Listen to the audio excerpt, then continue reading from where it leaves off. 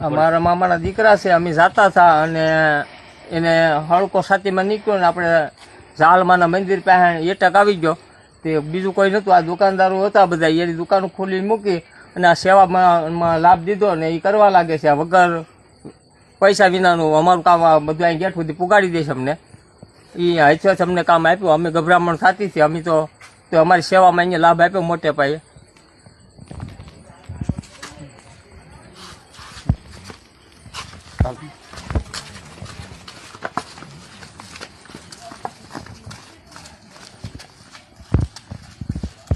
મારી દુકાન 700 પગથિયે છે, ત્યાં ભાઈને એટેક આવ્યો. અમે અમારી દુકાન બંધ કરી અને ભાઈની સેવામાં લાગી ગયા.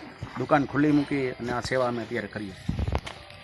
અમે ગોરખનાથ પગથિયે દુકાન આપણી ખુલ્લી હતી ને વાત મળી કે રસ્તામાં ભાઈને એટેક આવેલો હે.